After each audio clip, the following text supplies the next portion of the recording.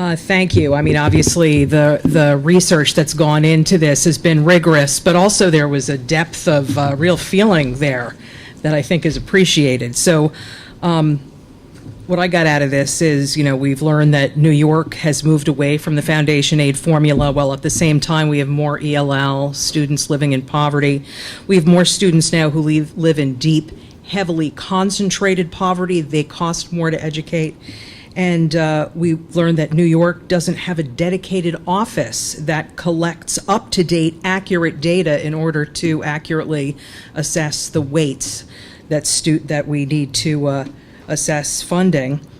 And we've been reminded that whatever is measured is what gets attention, not necessarily what needs fixing.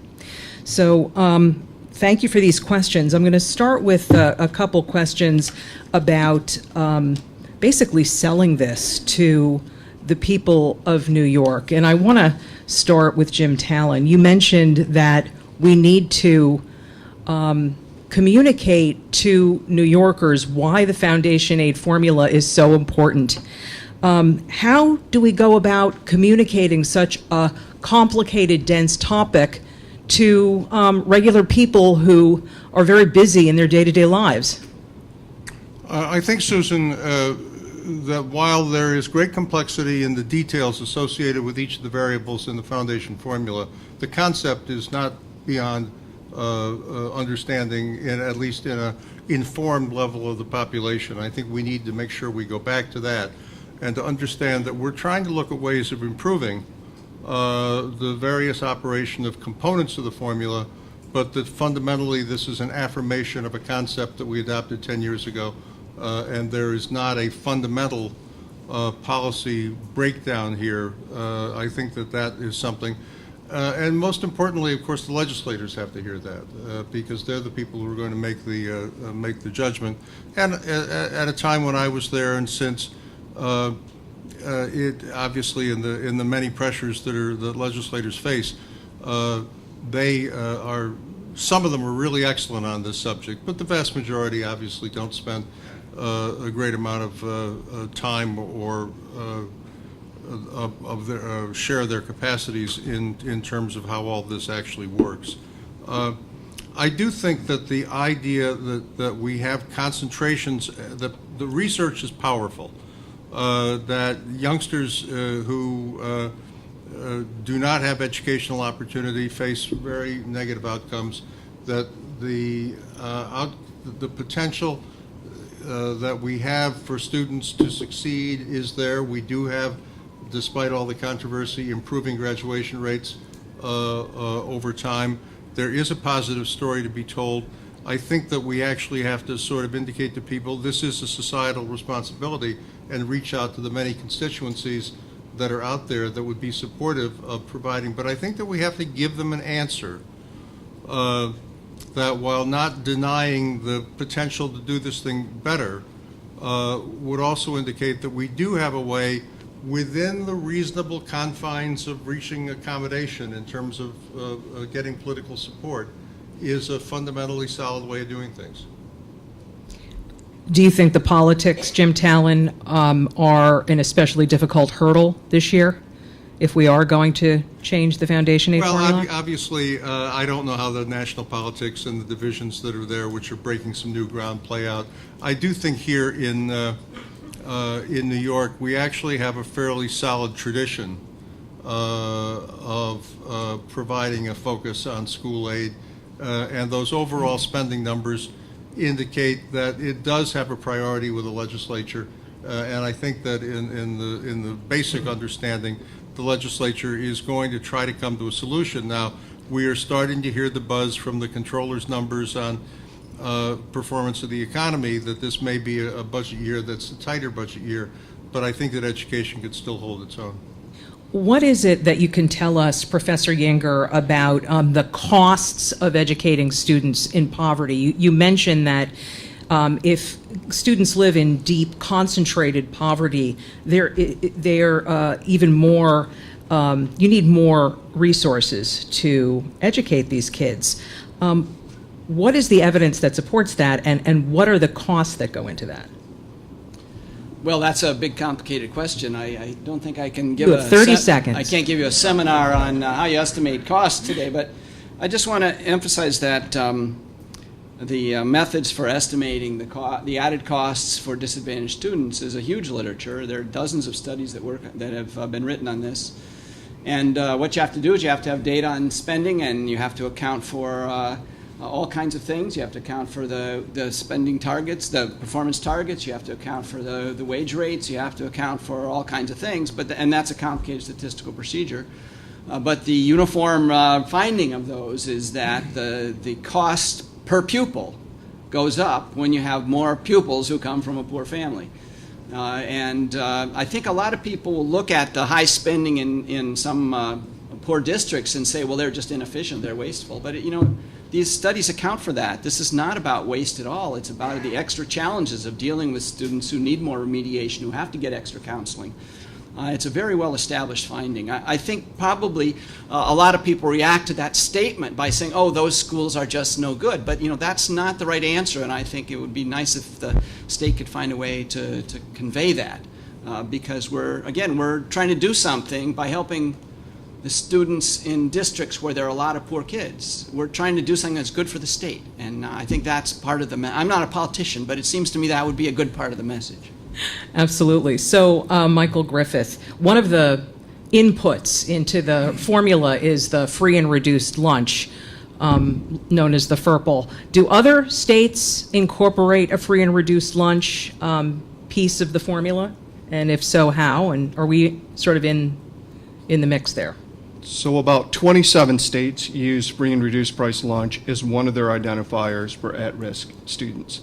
Because of some new federal laws that allow you to no longer count your free and reduced price lunch students if your population has a certain percentage of low-income families, we're seeing that larger school districts, especially poor urban areas, are no longer counting their kids.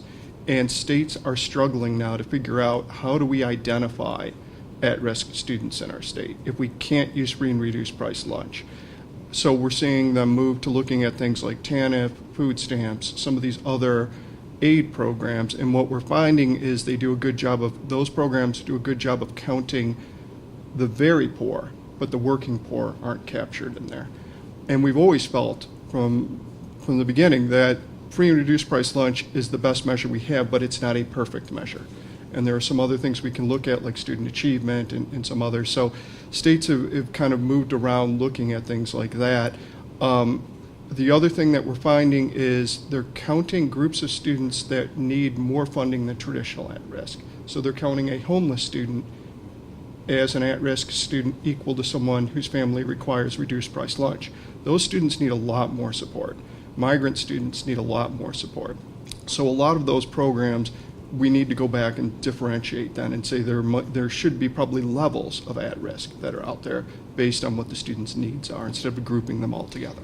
Jim, this is from a member of the audience. What is the status of the report looking at new measures of poverty to replace free and reduced price lunch? The report, it was a responsibility for the commissioner. The regents were briefed on it, but basically the commissioner delivered the report. I think it was an October 1st deadline. One of the ways of doing it, as Michael just indicated, one of the suggestions, and we put forth a number of possibilities here, was to look at the direct enrollment in other poverty-related programs. There is some small area analysis in the census work that can be added to it. We, of course, would continue the weighting on English language learners, the sparsity factor that's in there. We put a series of suggestions together, and we didn't put a lot of data with it because we'll get the updated aid data in November, and I think this will be part of the overall conversation. I don't think this, in and of itself, will take on a life as a major policy question. It will be part of the how do we measure student need in whatever formula goes forward in 17-18. And wouldn't it be nice to have an office that was responsible for pursuing those issues? For Deborah Cunningham, this is Well, also... all that I would say is that we do have, I'll accept a constructive suggestion that we ought to create an office in this, but we do understand have substantial support at SED from our staff in terms of putting together the proposals. Obviously, we do it every year, so. Do you think, Jim Talon, that we need a dedicated office for this kind of data collection? I haven't contemplated that or what it's worth. The resources are always valuable. Deborah, this is from the audience. What is behind increases in percentage of kids with disabilities in ELL? Well, that's a very good question. And I'm not sure of the answer, but for students with disabilities, we know we've documented some serious increases in students that have learning disabilities and over the years, and we've also documented an increase in children that have autism. So it seems as if that there is an increase in the incidence of disability that's just happening naturally. It may be also partly because we're better at detecting those needs, and so that may be causing it. A third reason is that if we constrain funding for general education and kids have needs and they get identified as in special ed and they get those needs met, that's a natural incentive for school officials to do that. So I think all those things might be contributing to that. Now with English language learners, that's another very complicated conversation, and I think that transportation is easier. It's easier for people to get around all over the country. You know, I live in the Adirondacks. People don't go ski in the Adirondacks anymore. They go to Colorado. The immigrants are also traveling everywhere. In Denver, there's a huge immigrant population. In Utica, there's 30 languages spoken there. And that may have to do with some of our immigration policies. We don't weigh in on those. We just educate the kids that come to our doors. But we do know that many children are now showing up at school mid-year. They have not been budgeted for, and they don't even have parents with them. So, and many of them have English language learners. I believe Syracuse last year had 500 children come into their doors after school started with limited English proficiency. It's really a crisis. So while we're recommending that foundation aid take care of this problem, we're also saying we can't wait for foundation aid. We've got to deal with this now, and we need a categorical to deal with it now. And then after foundation aid is up and running and fully taking care of it, we could then phase out the categorical aid. It sounds like you need an emergency fund to tap into. Suzanne Slack, is this why it's important to reassess how English language learners are treated in the formula? Yes, absolutely. In Syracuse alone, we have 21,000 students. 15% of them do not speak English as their native language. There's 80 different languages spoken in our buildings, and that translates, I didn't mean to use that word, but it does translate into us needing to translate for those children. For their parents, we can't send home the typical report card that you might receive at home. We need to translate that into a language that they can understand. That is incredibly expensive, and it's nearly impossible to do because there are not many translators who speak Korean or Swahili or Arabic living in Syracuse, New York. So the complications that we face are beyond what you see in any formula.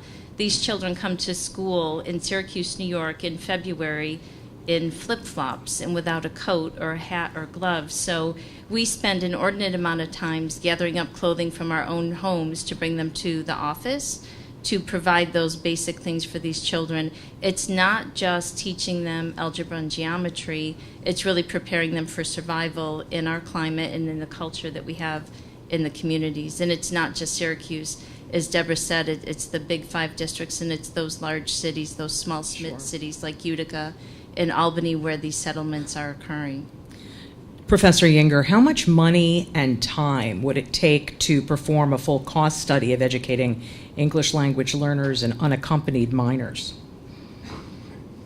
Well, I don't. If you could just talk in the microphone. Excuse me? Talk into the microphone. I don't have a budget number. I think the key thing is that you need to have an organization that can pull together the relevant data, and sometimes scholars do that, and sometimes it's too difficult for them, and you need people who are trained in the statistical methods. I think one other point that's relevant here is there's been some talk about how you enforce accountability standards. My perspective is a little different. My view is that the main accountability should fall on the state, and the state should be responsible for helping districts identify the programs that work. And again, that requires an office that hires people who can collect data and analyze it. New York State is way behind on this because many other states have student-level data that they follow students over time. North Carolina, Florida, Texas are just examples of states who have gotten an enormous amount of policy mileage out of doing that. In New York State, those data are not available to scholars, and to the best of my knowledge, they're not used anywhere in the state. So it's not just about calculating the cost side of it. There are many other issues where good analytical capacity at the state level could help ease the accountability issues. And so again, I'm not trying to criticize state ed. I'm just trying to say we need to have a consensus that more money needs to be given to state ed to set up offices like that. This is a related question for Michael Griffith. Is this country taking in more immigrants than historically? Is that why we are dealing with the ELL issue? The general public, taxpayers, need to understand this challenge and the relationship of the costs associated with immigration. Oh, that's an easy question. The answer is, when you look at the statistics, we're taking in fewer than we have in the past. But what's been happening is where these students go, these ELL students go, and you can look at this over the past 20 years, it's going into communities that they have not been before. There's been some good research done talking about how large-scale farming, so things like chicken farms and pork farms, as they move around the rural areas, those places employ a very large number of immigrants because it's very tough labor. Those people move in, and suddenly a community that maybe had one ELL student suddenly has 50 or 100, and they're struggling to deal with that. We also see that in certain neighborhoods for different reasons, that they, maybe the neighborhood schools had a couple of these students, now they have a large number. I'd also say this is something Dr. Yinger hit on. We talk about groups as large groups. ELL students is one very large group. There are very different cost structures depending on who those ELL students are. I worked in Nebraska, and Lincoln will tell you that the ELL students they get are fairly less expensive to educate because their parents come in with college degrees and they're working at the University of Nebraska, as opposed to the the west side of Nebraska, where when they come in, they're working as migrant laborers, and their parents often don't have a college degree or even a high school degree. And so there needs to be all sorts of supports put in place for those kids. Are there major differences between how New York weights ELL students and how other states do? I'd have to go back and look at it. We wrote a paper on this about a year ago, and we looked at how every state funds their ELL programs. The most generous is Maryland, who provides about 100% extra spending for ELL students. I'll be honest with you, I was part of that study, and none of us can figure out how they came up with that number. It's by far the most generous. The number that they tend to settle in on is about 15%. The research shows that it's probably higher than that. And what the research is really showing is you've got two things going on simultaneously for ELL students. You might be ELL and at risk. A lot of state funding formulas only let you have one or the other. And so these students need the ELL resources to help them learn English. They need the at-risk resources to help them get up to speed with their neighboring students. So a follow-up on that is the research studies do not have the information to have separate categories for ELL students who are poor and ELL students who are non-poor. You need to have the longitudinal student data, which you can't get in New York, and combined with the other data for a cost study to do that. That would be a very important study if somebody had the right data. Susan, I'm sorry I'm breaching the protocol, but I've been listening to this, and I have a question that emerges from my most cynical impulse. And it is this. Your most. My most. Back in the day, Jim, when I was chairing the same committee that you chaired, we had forums, and instead of saying a forum on foundation aid, it would say a forum on extraordinary needs aid, which was at its time equally important and equally novel. I want to ask a question about the difference between the visible budget and the invisible budget. When I was on the Board of Regents, we did what we took to be a body of very good work advancing considerations of equity and fairness. And what would happen was that our recommendations would go across the street, and they would go into the grinder of the political process. And categoricals would be adjusted, new concepts would be introduced, some old concepts would be amended or deleted. But at the end of the day, the budget allocation would emerge in shares. Now, that's what I'm calling New York's invisible budget. And I know that it existed when you were majority leader of the Assembly. The cynical part of me wants to ask about today's conversation, whether or not it's irrelevant.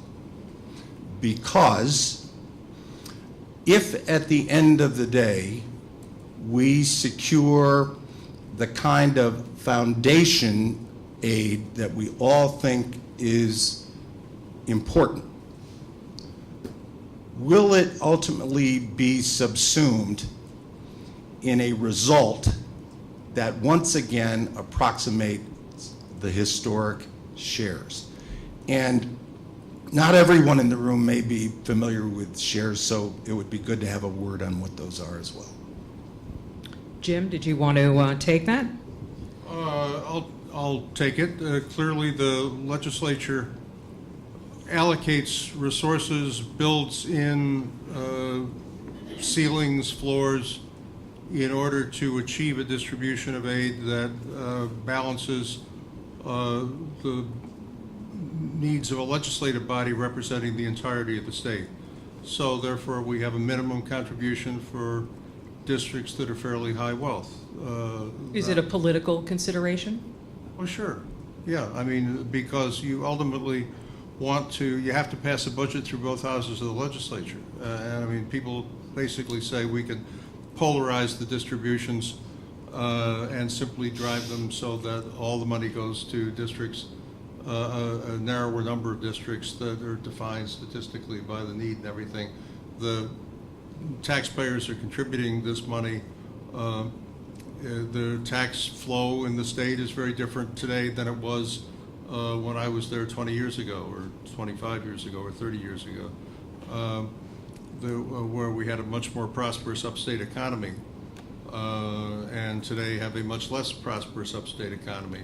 One hopes that these things go in cycles. I will,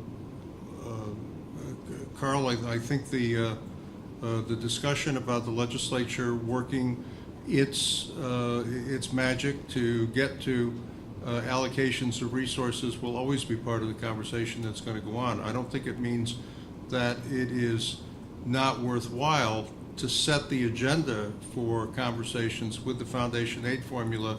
Obviously, in 2007, by adopting foundation aid, we put on the table a target that we were going to spend a good deal more money in response to court cases, but ultimately, I don't think this is a completely black or white question. I think that the conversation about foundation aid and building public support through people understanding that there's some reasonable theory about how we're going to be distributing the aid is something that's important to achieve.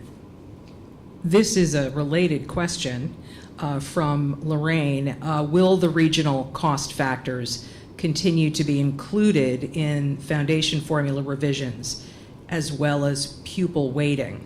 So basically, it's what you just asked. Is this entire conversation through a cynical lens, does it matter as much as we hope it will? So if you mean in the ASBO proposal, yes. The ASBO proposal basically thinks that the foundation formula that is on the books is a good one.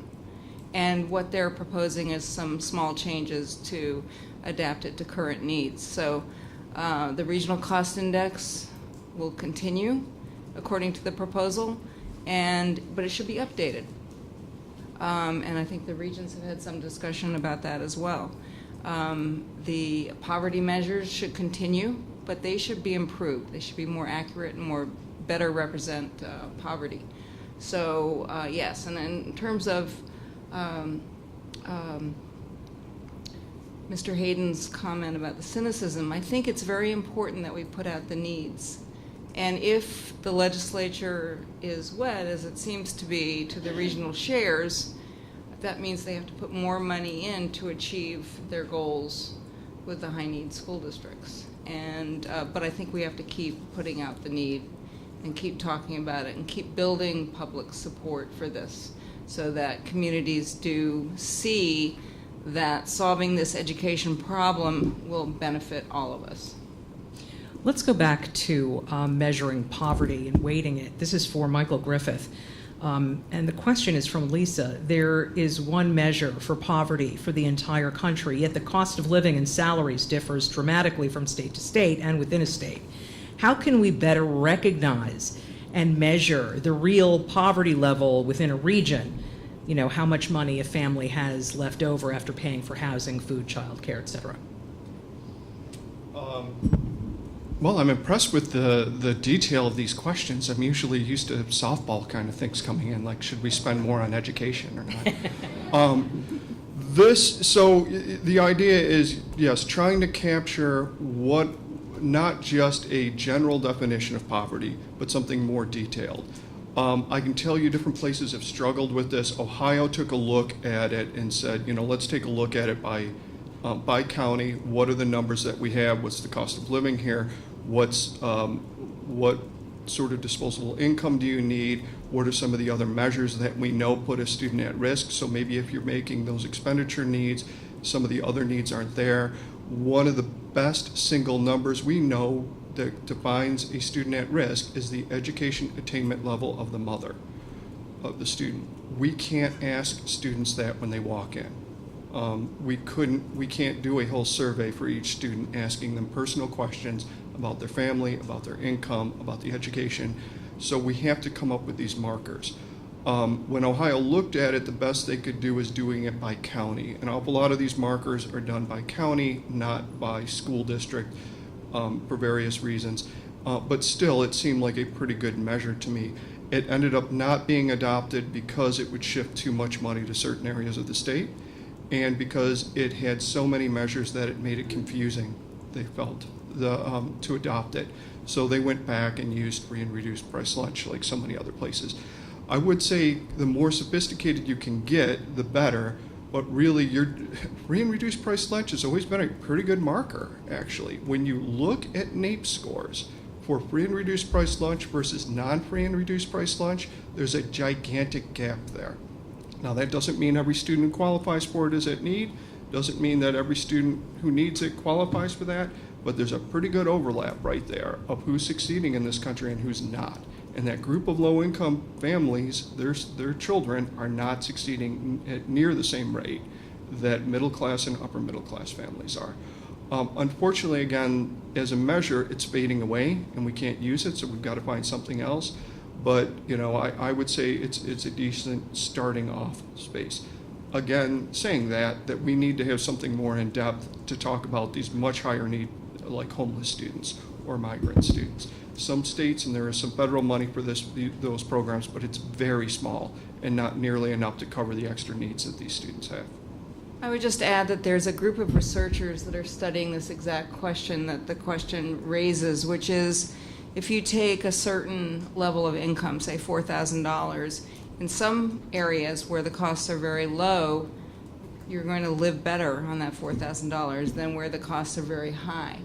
So Lori Taylor and Jay Chambers and Jesse Levin are doing some concerted work on this. They made a presentation at this year's Association of Education, Finance, and Policy, and they were recommending that not only do we have to adjust aid for regional cost difference, but we have to adjust the poverty measure so that you are assessing poverty based on the costs of your region. So it's an interesting concept, and I think I agree with Mike. If we can improve these measures and learn better and more accurately assess what real poverty is, we're going to get to the answer sooner. This is for John Yinger, and you're the one, I believe, who was talking about how we can't borrow other states' data because ours is unique. What are the most effective ways to measure the density of student poverty? And are we doing it right here in New York? Well, actually, it's another question. Thank you. That's another question where the knowledge is incomplete. I looked at recently at a whole bunch of different cost studies, and not a single one of them is able to estimate or tries to estimate the extent to which the costs per pupil are higher when you have 80% poverty versus 20% poverty. And that sounds like a really good question. I would like to know the answer to that. That's something that clearly should be studied and could be studied. I think we would have the data for that. It also might be really interesting to know the poverty of the neighborhood that a kid lives in. So a lot of the things that come into school are neighborhood level things, and that would take another data exercise. And again, it'd be very nice to have offices that were able to collect that data and try those things. Meanwhile, a lot of parents in New York, the opt-out parents, are not all that interested in providing more data. How do we communicate, Jim Talon, that this is critical? Susan, I was going to bring that up. John said to me, look, I'm trying to provide some support here for getting an allocation of resources, and he and I agree that the idea of doing that would be better. It may have been the way we handled the other issues related to the testing and accountability, but clearly at this point in time, we're still, I think, dealing with the effects of a backlash against the availability of student-level data. And that is something that, step by step, I hope we can win back an argument. You know, as I said, my day job is in the healthcare field, in which, despite a lot of skepticism, there's really a much more robust growth of the use of patient-level data now contrasted with where we were 10 years ago. And I think in educational policy, whatever the resources are going to be, we need to overcome this, and that's part of the overall solution of getting to a level of stability where we reach the idea about standards and an accountability system that can be a little bit more broadly supported. I want to move to a question about special education. This is from East Aurora. Is there, Deborah, is there a move to fund special education costs, at least in part, in the year that the costs are incurred? This would address mid-year placements. Well, I don't know if there is a move, but there is an interest for sure, and it relates to new high-cost students with disabilities that move into a district in the middle of a year.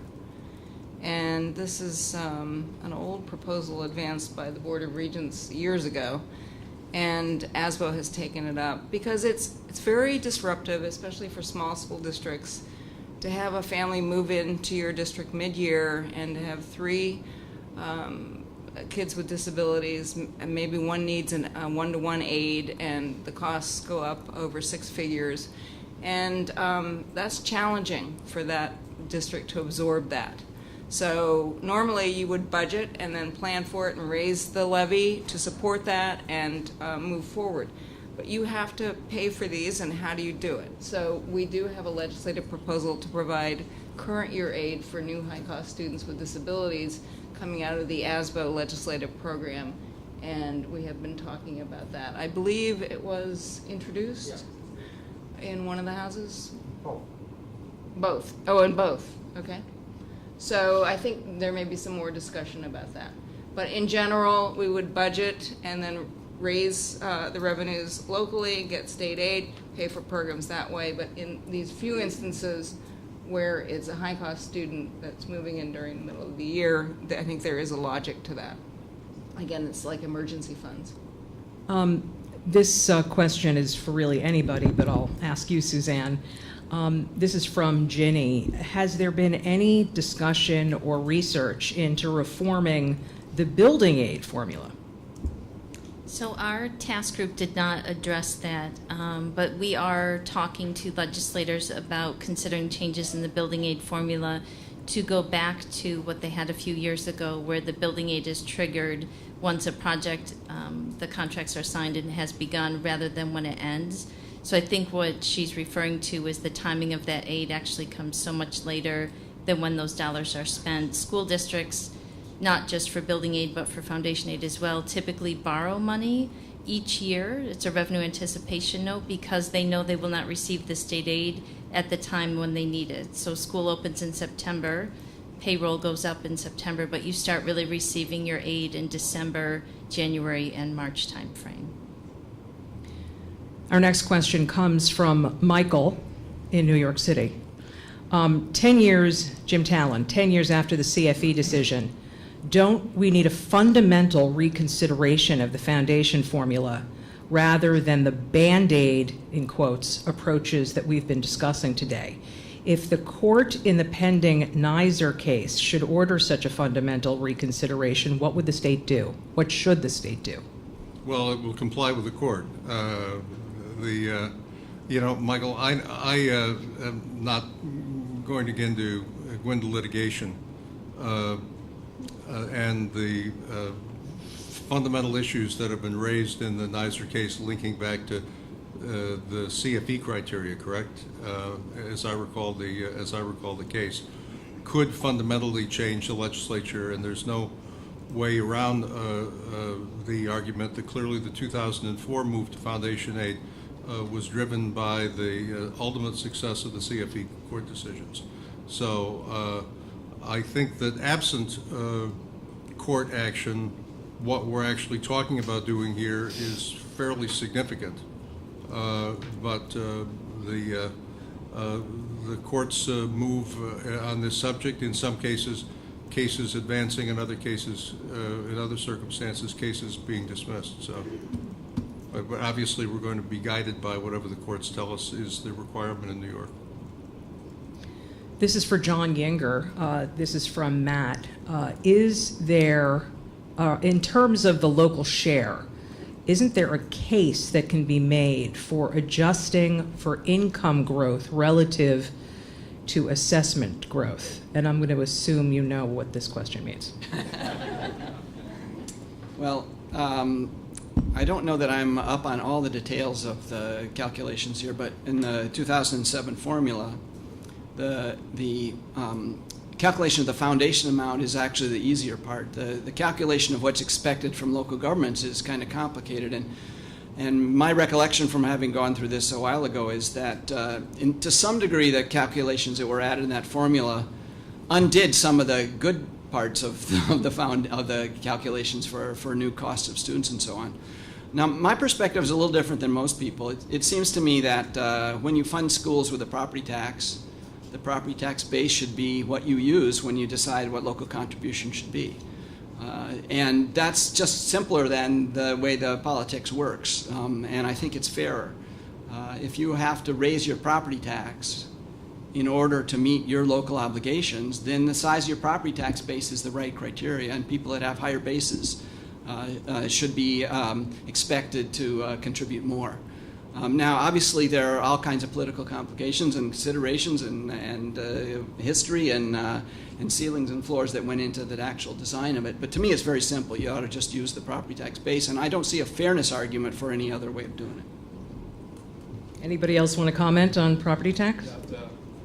This is our only including disagreement so far. So I would say, That's what makes good conversation. I would say including income as a measure of wealth, or ability to pay, I should say, because income is not wealth, is a tool that's important for certain school districts around the country, especially those places that tend to have low income, high property value, and are defined then by the state formula as being wealthy. Those tend to be places that are vacation areas. We see it an awful lot on the East Coast. But if you're going to include income, you have to do it as a multiplier, not as an additive. So let's get really complicated. But the reason when you include income as an additive, the band between poor, low income and high income is much narrower than low property wealth and high property wealth. So when states have done this in the past, they thought they were helping those communities, they were actually hurting them. So you have to turn around and do it as a multiplier, which takes that into account. There are only about 6 states that currently do income as a measure of ability to pay, and all of them do it as an additive.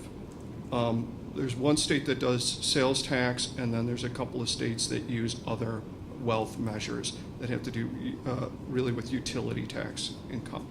But I would say it's something worth looking at. It's going to depend on your state. It was very important when I worked on a study in Maine that this was done, because there are certain communities that look extremely wealthy and they are not. But in your state, it might not work. It's worth looking at. It's worth taking into account. But again, make sure it's done correctly. Jim? I would say that's an interesting concept, and it's new to me. Something I've learned in the conversation about how to look at how to do that. This is a question for Deborah. Should a reassessment of need in the formula every 5 to 10 years be put into statute? It's in your report, I believe. I think what we're saying is that there should be regular updates to cost studies. And yes, I think if that was legislated, that would make some sense, because it is so important that we continue to adapt school aid and our level of funding with the needs as they evolve. So yes, I would agree with that. I think most of the analyses we do every 3 years, don't we? Yes.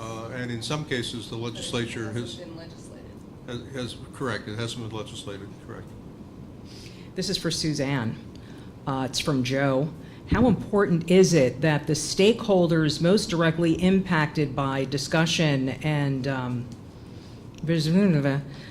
to advance equity, namely students and parents living in poverty, how important is it to them to understand today's conversation? To the extent that it is important, how do we ensure that their concerns and suggestions are heard and incorporated into the policymaking process? Thank you. That's a great question. We wrestle with this every year during the budget cycle, because people like me or like superintendents can come to Albany and beg for money, but it's the same faces asking for the same thing. It's really different when a parent shows up and discusses his or her personal needs, what their children are struggling with, and why they need additional funding in the school district to help with transportation, to help with translation, to help with some of the basic needs of their kids when they're coming to school. I think it's a holistically different advocacy approach when it comes from those who are the recipients of the services that we provide in New York than it is for those of us that administer those services.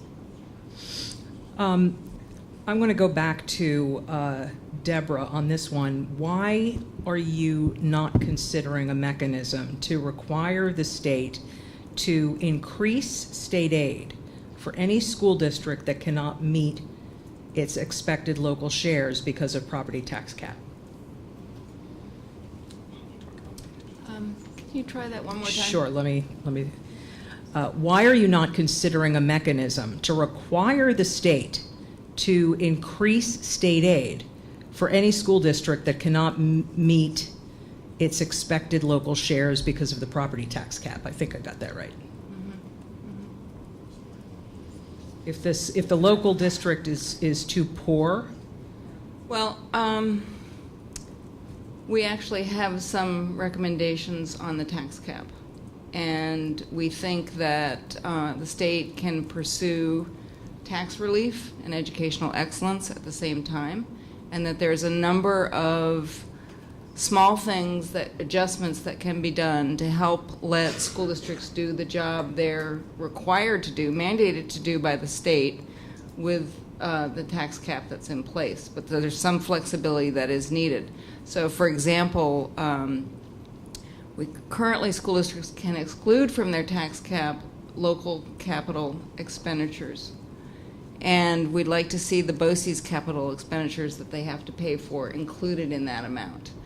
We'd also like to see assessments of properties that result in payments in lieu of taxes incorporated into the formula that then is multiplied by the 2% or the CPI, whichever is less. Now I mentioned those two changes in particular because those were actually enacted in 2015. Yet they were to be implemented by regulation at the discretion of the Commissioner of Tax and Finance. They've never been implemented. They would help school districts, and we have school districts come to us every year, just checking, can we do that now? And I say, not yet. So I do think a little bit of relief with the tax cap would go a long way to help our school districts do the job that we want them to do. So Please, on the tax just talk cap. into the microphone. I always forget. While we're on the tax cap, I think people are unaware of how harmful the tax cap is for education finance. The way we set up the system in New York and in many other states is that the poor districts are getting more aid, so their amount that they collect through the property tax is much lower per pupil. And the rich districts don't get as much aid, so the amount they collect through property taxes is much higher. The tax cap is expressed as a percentage of what you collect. So if you're a poor district, you get $50 extra a year per pupil, and if you're a rich district, you get $1,500 extra per pupil.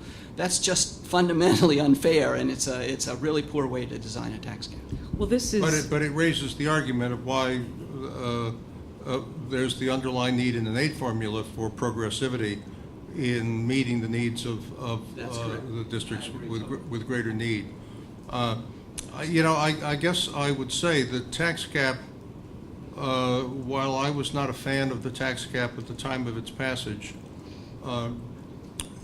given the degree of citizen engagement that we saw around the accountability issues and the testing issues and like that, I think that there was the sense at the time that we were at the edge of a tax revolt in terms of some of the high-cost local communities that would have had a very negative effect. So I think we have the tax cap. I think there's room to improve it, but I do think that it makes the argument stronger, and we ought to pick up the argument that this means that we need to be providing greater amounts of support in terms of state aid. This is a related question from the audience, from Allison, and it's for Michael Griffith. Why not try the Massachusetts system? I mean, is it worth switching to that, just like that? Is it a more efficient way to invest in education? What data does Massachusetts need to calculate the amount each district needs? Why don't we start there? It would be, so I'd say yes, go ahead and adopt the system. But it's a very big change from the current system that you have to their system. Their system is also based off of the needs and the ability to pay in the state of Massachusetts, not here in New York. There's some similarities between the two states, but there are a lot of differences too. It would be one of those, you'd have to kind of do the first step, which is take a look at that system. What would it mean here? What are kind of the inputs that you feel you need to meet your state standards? And then, so the example I always use is one of the line items they have in there is teacher training, professional development within their budget. That there's a specific dollar amount that each student receives based on their grade level and based on the school that they're in for professional development. It does not mean that the school has to spend that exact dollar amount on professional development. It just means that's what you get for that. And the intention is we're providing that money is available for you there to do that if you'd like. There's money available for technology, for textbooks, for teachers, and so forth. It's just a very different, more sophisticated way, I think I'd say, of looking at it, and it's something you could do, but there would probably be a 2 to 3 year at least transition of moving to that type of system. And you'd probably have to create some sort of hold harmless for your school districts to make sure no one was harmed in the transition from this system to that system. There are a bunch of excellent questions on this card, but I want to get to measuring success, and then we'll go back to Massachusetts in a minute. In terms of what we measure, Suzanne Slack, what are the benefits of using graduation rates as measures of success, and who benefits from that? I think the largest benefit we see from measuring success by graduation rates is that really is the long haul measure. It's not how did they do on their third grade ELA test compared to how they did on their fourth grade ELA test, because you in this room all know that those two tests change from third grade to fourth grade, and the children taking the test change. But when you look at graduation rate, you really are looking at the culmination of 12 or 13 years of education and all of the inputs that we've provided to ensure we have the right outcomes. And sometimes graduation rate needs to be looked at in terms of 5 or 6 years. It's not as critical when the child graduates, but the fact that they do graduate, because that's what really changes the trajectory of their career and their continued education, is the fact that they did in fact get their diploma, they did graduate from school. So I think including that in measures of how we spend money and what we invest in programs and efforts for students and for teachers, I really think graduation rate is the right measure because it does encapsulate that long term. Anybody disagree? I think it's a matter of inclusion, whether or not you would, so much of this depends on what kind of accountability system we're going to be able to come to over the next couple of years. And clearly we're working on that subject. But personally, it's not a subject that we've taken up to a policy discussion, but I would see the advantage of including graduation rates in the calculation. The incentives are strong here, so if you just have graduation Microphone. rates, I can't remember. If you just have graduation rates, then you encourage districts to have low scores, and if you just have scores, you encourage people to kick out. That's what Suzanne was saying. Yeah, so absolutely, it's important to have graduation rates and scores.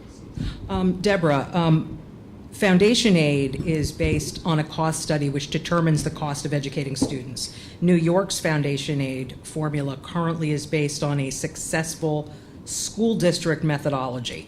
What are the pros and cons of this model, and what should be done about its weaknesses? And we can also hear from Jim Talon on this, I think. Well, that's a great question, and I know there are a lot of different viewpoints in this audience. But I think one of the pros is that a successful school district methodology for determining the cost of what it takes to educate a child to a given standard of performance is easy to understand. If these school districts can do it, you take those resources and you apply them to other school districts, and they can do it. So it has a pragmatic, you can explain it to your mother kind of approach to it. Another big pro of the successful school district model is that it's already been used in New York State. So we have some experience with it. It was enacted into law by the legislature and the governor, so they were behind it. So I think that's another important thing. I think the big con that I see is that when the department did the successful school district study that eventually became the basis for the 2007 law, they identified school districts that did well on 8 different state exams and that were achieving an average of 80% success over 3 different years, like 24 different assessments. There were very few at-risk students in those school districts. So we're measuring what it costs to succeed in a school district that doesn't have the very students that we want to succeed with. And then we go elsewhere to figure out a weighting, and going to Professor Yinger's comments, probably based more on what other states are doing and that kind of thing, what sounds good rather than good research. So I think if we can make sure that we start including school districts that have at-risk populations and are succeeding, and maybe by using graduation rate, Maybe by looking at improvement or progress towards a goal rather than an absolute standard of performance might be a way. But I think this is a problem we have to tackle. Jim Talon, well, actually, let's do Jim, then John. Deborah gave you the two arguments up front, which may be the strongest arguments, that essentially it's reasonably easy to understand, and that secondly, we actually have done it.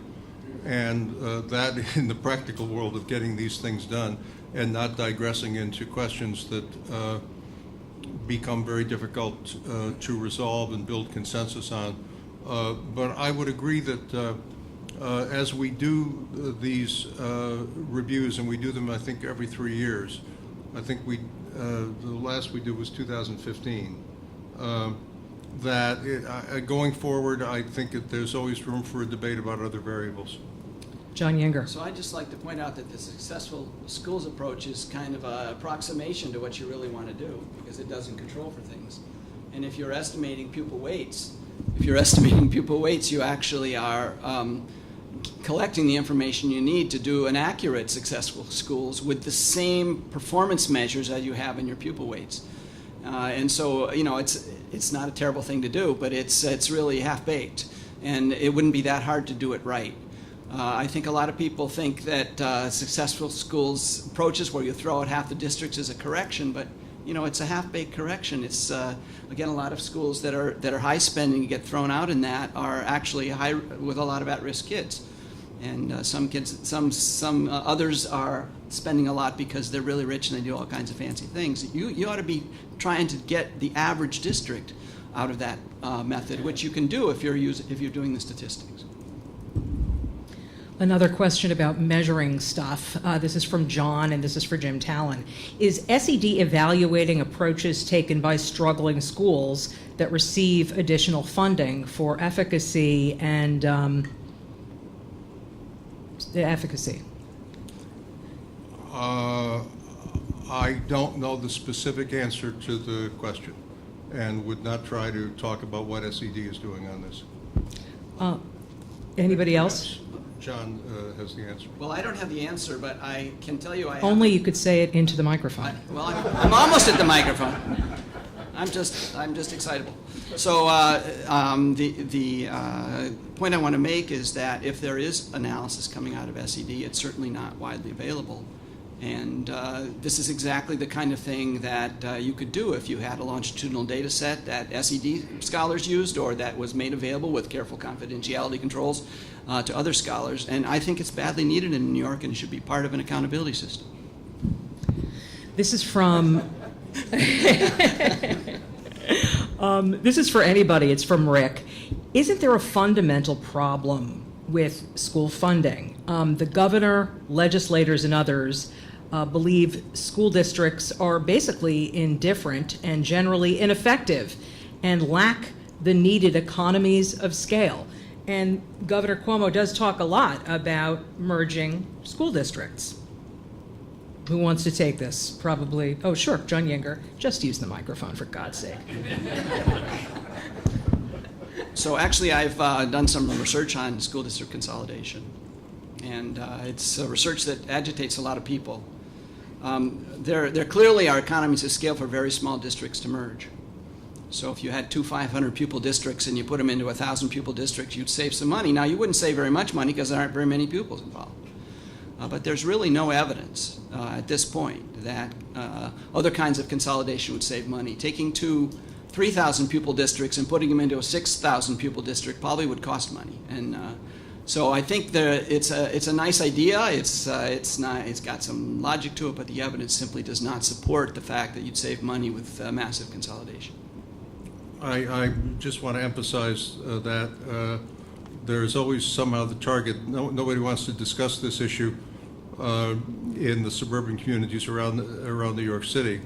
It's always viewed as kind of an upstate rural issue, and when you get down to the numbers, even though theoretically it would appear to be able to work, the theory doesn't apply that well in practice, except in the smallest of districts, and we still get this local resistance that is built on, this is why I live in this community, At some point that has to be taken into account. This is the system that we have in New York, and theoretically, at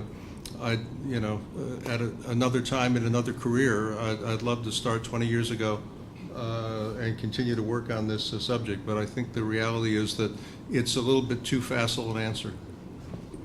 Can I add to that? Please. I just want to make the point that merging two inefficient or two ineffective school districts does not produce an efficient or ineffective school district. And I do use both words because I think the conversation should be about effectiveness. And this is something that New York State ASBO is very concerned about. And we want to work with school districts to help them give up funding some things that aren't giving them much result and start to fund other things that may produce better results with student learning, and so therefore to be more effective. And so we are looking at the department's pilot program with education resource strategies and looking how we can team up with them to get that process of strategic resource use out to many more districts. And so then if you did have a merger of two effective school districts, you would then have an effective school district. It's a separate issue. Did you want to comment, Joe? No, just to, Deborah mentioned the pilot project that we are doing, and obviously it is small at this point, but I believe it has great potential. When do you think we'll see the results of that? I think the department pilot project is over. It was with 8 school districts. We brought some of them to our annual conference to talk about what they did, and it's a very interesting conversation in terms of making connections between the business side of education and the instructional side of education, and bringing in the community about what they want to do and getting support, like, for example, if they want to override the tax cap. So it's a very good process. So now that that's concluded, we're thinking what's next, and we would like to bring that to more school districts. And in our aid proposal, which we've been discussing today, we're talking about a proposal to provide a little bit of seed money that the state could provide to allow this to happen in more school districts. This is a question for Suzanne from Sherry. Is there a will among the task force members to encourage all eligible schools to take up community eligibility provision to offer universal school meals and draw down federal reimbursements? Use of direct certification data is certainly a good path for them. Can I ask you to just repeat that? I don't want to miss any parts. Sorry. Absolutely. Is there a will among the task force members to encourage all eligible schools to take up the community eligibility provision to offer universal school meals and draw down federal reimbursements? The use of direct certification data is certainly a good path for them. Okay, so the task force itself did not discuss the community eligibility option.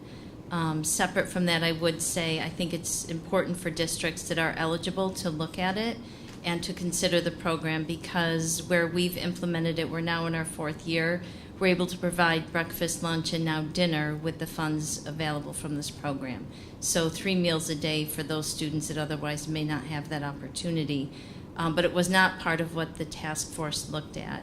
Separately, I do think when we're talking about is FRIPL the right measure of poverty, do you look at direct certification? What are the measures that you look at? Certainly school districts that are eligible to apply for the community eligibility program should have a higher weighting in terms of that being a measure of poverty in their community. So if your community is eligible for this 100% free and reduced or free lunch program, then certainly the poverty levels are indicative of that need. This is for Jim Talon, and it's related. What are the advantages and disadvantages to education of having unrestricted aid, like the foundation aid, versus restricted aid, like the aid for the community schools set aside within foundation aid, or categorical aid, like for ELL students? I'm still trying to sort out the implications of the community schools aid being a set aside within foundation aid. generally speaking, what I have lived with over all the time I've worked with this is to try to keep foundation aid essentially unrestricted aid and let the responsibility flow with the district. As I said in my opening remarks, there starts to be some question associated with that I think needs to be addressed by the districts in terms of how they target money individually. But I still would prefer that we, the dilemma here is that once we start to open up the categoricals, the pendulum starts to swing. Although, all of a sudden you're back into a larger number of categoricals. I do think there's a case to be made. The numbers and the severity of the impact of some of the growth in English language learners on the districts, I think, makes a case that as we're phasing in the weighting, fully phasing in the weighting on foundation aid, the implementation of foundation aid, that there may very well be a case around English language learners. But generally speaking, I still think we're better leaving this flow as a relatively unrestricted flow. It is surely not, all of the money is not flowing on an unrestricted basis in New York, but a substantial portion is. What is the impact of having caps and floors that restrict aid? I think one of the things that's understood, everybody always points out if I withdrew the cap or if I withdrew the floor, there would be some betterment. When you actually look at the numbers, in some cases, the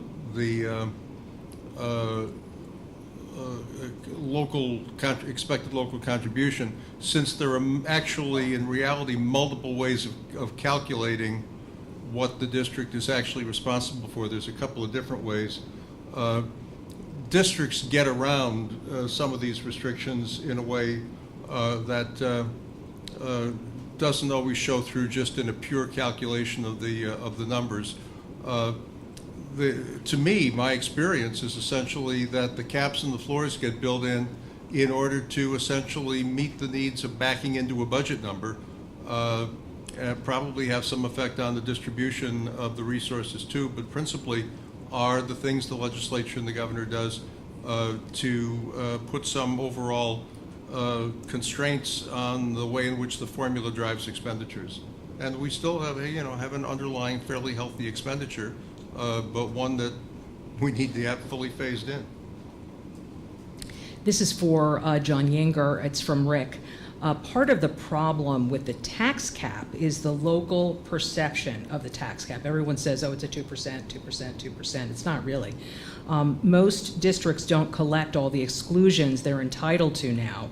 Is the answer more state aid solution rather than tax cap tweaks to underused funds to schools? Well, I think the tweaks are a secondary issue. The main issue is that you're giving a tax cap that is much more beneficial to the wealthier districts, and handling that through making that part of the argument for a better aid formula. That's fine. I have no trouble with that, but I don't think fiddling with all the little exclusions makes much difference. It's true that sometimes you see a number that startles you. Somebody has a tax cap of 12% or minus 12%, but I don't think that's the usual case. Anybody else want to comment on that? Deborah? This is for you, and this is a complicated question. It comes from East Aurora, where many complicated questions come from. Our school district has a combined wealth ratio of 1.179. Because of that, we receive less state aid than many other school districts. The tax cap prevents us from tapping into our so-called wealth. Are there any plans to address the CWR in a tax cap environment?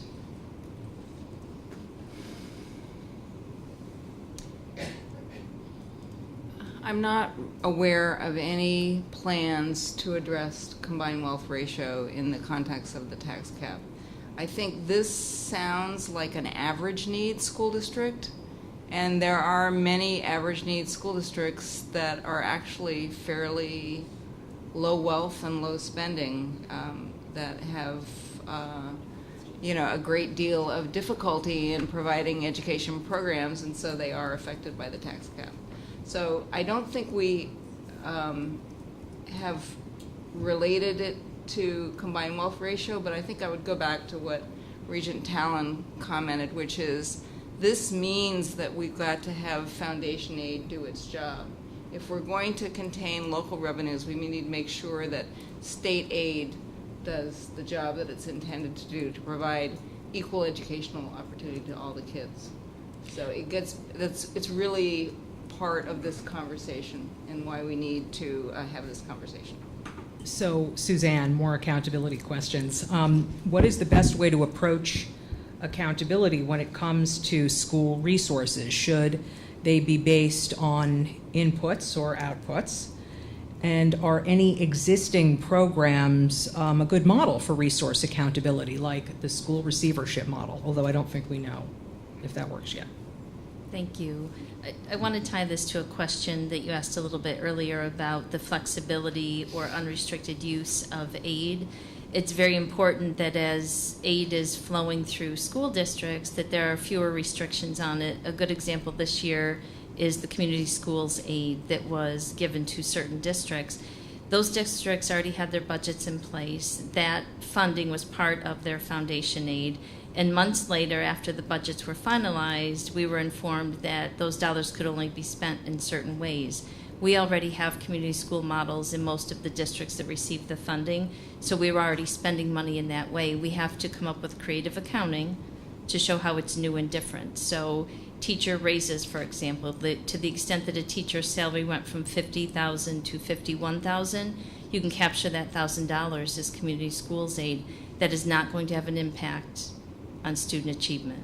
I don't care, we can argue that all day, it's not going to change it.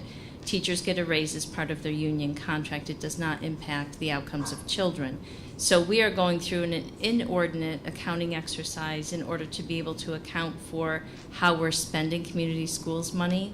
But I'm telling you, we've been using it for years, some districts for decades, to implement community schools models in some of our schools or all of our schools in a district. So I think that having those restrictions is more harmful than good, and we're not measuring the good that we're doing for children, we're actually measuring how we're spending money. So I just want to reiterate that. To go back to the question, I do think the accountability needs to be on the outputs, and it can't be a 1 year or 2 year output, it's got to be for the long haul. Are we making growth? Are we seeing changes in the outcomes of our students? Are they staying in school? Nobody measures the dropout rate in terms of funding, and are you spending money correctly? We spend a lot of money to keep kids in school. Once they hit 9th grade, they never get out of 9th grade. And so for 2 or 3 years, some kids, because of their credits, are stuck in 9th grade. There's a lot of effort and money that goes into keeping them in school and keeping them on track with different programs so that they can make it to the 10th grade with credits, 11th, and then eventually to graduate. So I think measuring success of how money is invested by the outcomes is far more important than by measuring by the incomes or the inputs. Do you think that New York should create incentives to help districts use their money in a particular way? I think New York should focus on the foundation aid formula first. So don't try to make schools more efficient. Let's be simple, let's get it right, and then eventually we can add those bells and whistles to the program. Everybody agree? Yes, but I think the pilot program that Deborah was talking about, where we were actually looking at how resources are being spent, is something that would be a very valuable aid to districts to see if they can learn better ways in which they can use money more effectively, more efficiently. Not done in the punitive sense at all, but I think that's a very positive thing to do. Even though sometimes the regents or the state ed says, well, this is not punitive, sometimes I think schools see it that way. How do you get around that? I see Suzanne smiling. I know it's true. Let's go back to this community schools set aside in foundation aid. I'd offer two things. One, I really think that we're better off making certain that we have a less unrestricted foundation aid flow, and then to the extent that we need categorical programs that are targeted and have performance built into them, where presumably that performance is going to be tied to the expenditure that's available in the category of funding, is the way to think about this. I think when you blend the two, you really are confusing, and we get into this question of what's new money, what's old money. I'm not anxious to see that concept expand. I think that, but as I indicated in my opening comments, I am getting some feedback from among the regions, and they're obviously getting it from local communities, that are indicating that the unrestricted aid, where does the money go? A lot of this actually comes out of, interestingly, these words have not been spoken here today, New York City, because of the fact that we're dealing with New York City as one local education agency, and there are these myriad budget decisions that are made allocating resources within the system that our state aid formula does not, and I don't think should, try to sort out. But there is always that sense that says, look, we've spent the money, now what are we getting for it? And people will point to various inequities. This is a great question from Mark, and John Yinger, this is for you. Would school aid tied to student attendance motivate a district to engage with families around underlying problems? Again, measuring, dealing with what you're measuring. Well, I think there's a nice intuition there that you want to encourage districts to care about attendance. But it's also true that the districts that would be most harmed by that are the ones that have the most problems getting kids to school. So I think it's probably not a very helpful way to do it. A better way might be to have to see if you could design programs and evaluate them and see if they work that would engage parents and use other steps to try and improve attendance in places where it's a challenge. Yeah, I would concur with that. And with the move to the foundation formula, the state did move from average daily attendance to average daily membership, which is an average of enrollment. So they recognize that exact problem, that the districts that they need to help the most were the ones with the biggest attendance problem, and they need programmatic reforms to get to parents and to get the kids to attend and not lose money over that. Yesterday, the regents asked, is there a need to focus not just on supporting people who are living in poverty, but on getting those people out of poverty? How does that question factor into this conversation about school aid? Jim? I think that education is a fundamental stepping stone or building block in terms of bringing people out of poverty. I think the place that it folds in here may be in a legitimate argument where we get to this density question, where aid is even more important in districts where the underlying economy has faltered. I think there may be a case for doing a greater weighting in the district that has the significantly higher percentage of poverty. But I think that we also, there's a lot of effort to try to give youngsters a better opportunity here, and some of the discussions, community schools and the like, are very important opportunities dealing specifically with some of the language issues that this cohort of students who are English language learners now have in our system. These are all elements of bringing people out of poverty. It certainly doesn't deal with the entirety of the inequities and the availability of jobs in the society and the nature of those jobs. So, the realness of it. And here's another question about that, and this is for any of you, from John. Poor students' housing situations are often unstable, leading to transiency. Can the foundation aid formula address the population of students that attend multiple school districts from K through 12, and how do schools control graduation rates for students they only have in later years of schooling? Please. So as far as the cost of educating a homeless child or a child who has multiple homes and is mobile during the school year, some states have dealt with that, but the population they're used to are migrant workers.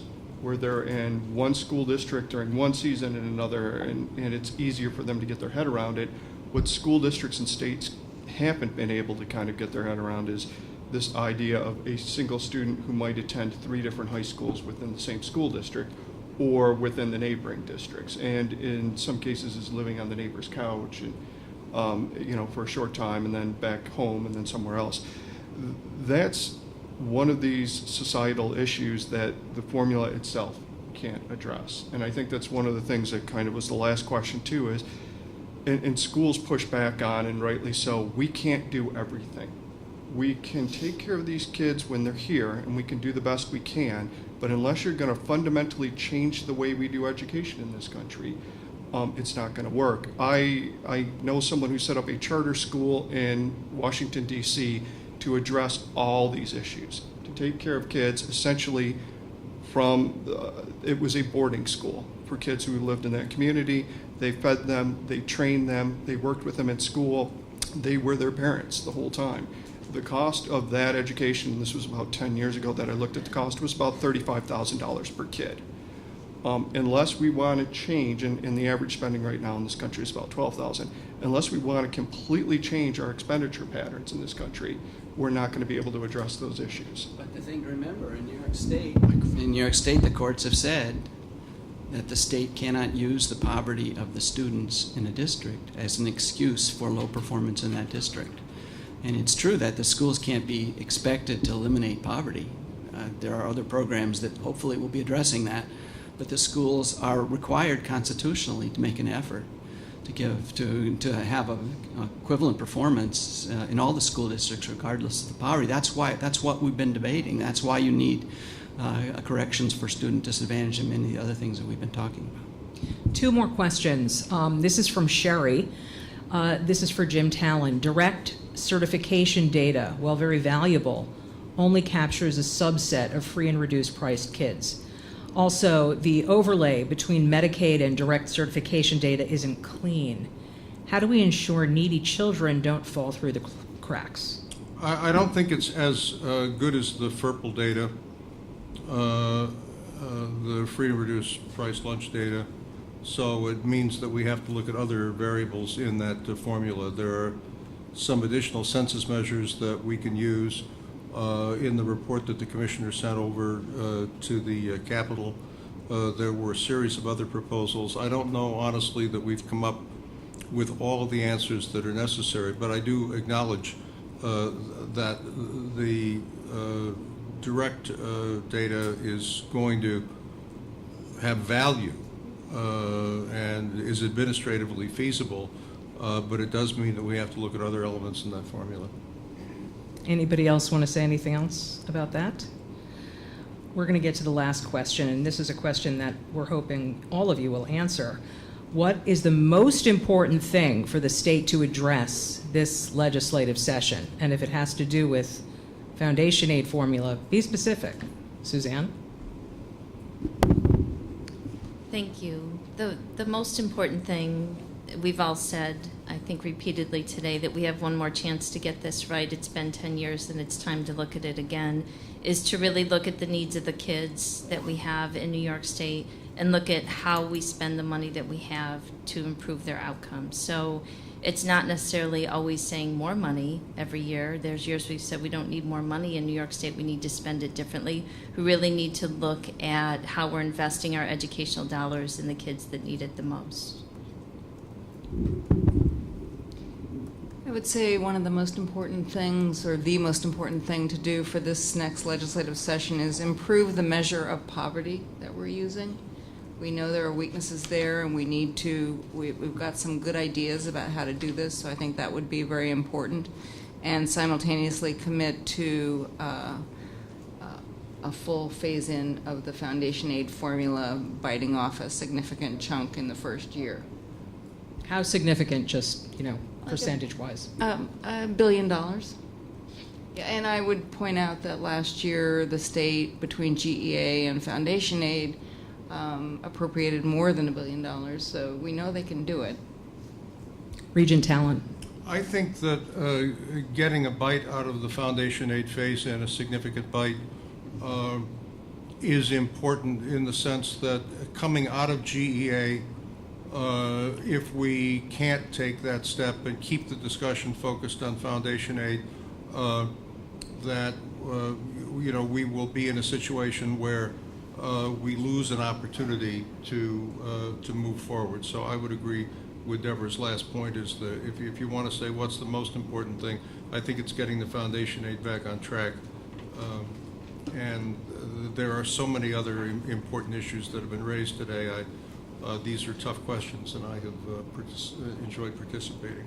Great. John Yinger. So the last question, I finally remembered to move the microphone. Look, I'm not a politician, and I don't really know how to answer literally what the legislature should do, but I would like to emphasize that there needs to be a movement forward in gathering the kinds of information you need to support a foundation formula. That's a process that needs to be put into place. We can't just have a foundation formula all of a sudden. We have to have a set of organizations and processes for providing the information that makes it a good formula and that keeps it up to date. And I think also moving forward on trying to get the coalition that supports a foundation formula would be very helpful. So other people were more specific. I think I'm going to talk big picture, which is the one kind of question you can ask yourself and the policymakers in the state can ask themselves is what you're spending on education linked to what your expectations are for your students? And if not, why not? Doing a study, collecting data will get you partway there. It's not something you can answer all at once, but making sure that if you have high expectations, you have the dollars there to meet that. If you have low dollar amounts, then you're going to have the expectations to meet those low dollar amounts. It's as simple as that. That's what makes the foundation formula make sense, because the foundation amount in your formula should be the dollar amount needed to get a general ed kid in a medium well school district to state standards. When you put the weights on, those weights should be the weights needed to get those specific groups of students to state standards. There needs to be research behind those things, and it needs to be all coordinated into one. What we tend to see in states is, again, and I sort of talked about it with Massachusetts system, the assessment and accountability system, the expectations are done in the ed committee, the formula and the dollar amounts are done in the budgeting or taxation committee, and there's no connection of the two. So connecting those two, putting that bridge together would be mine. And it's very easy for me to say this because then I'm on a plane and leaving your state. I learned a lot. I think everybody did. Thank you so much.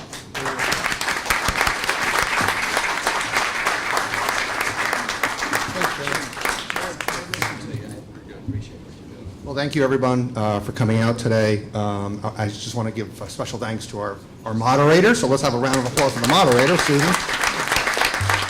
I also want to thank our distinguished group of panelists from coming around the state and locally, as well as from abroad or from around the country, and our co-hosts from Carl and Bob and the Rockefeller Institute. I also want to thank our staffs. I think they did a great job in hosting this and putting this together. So thank the staff.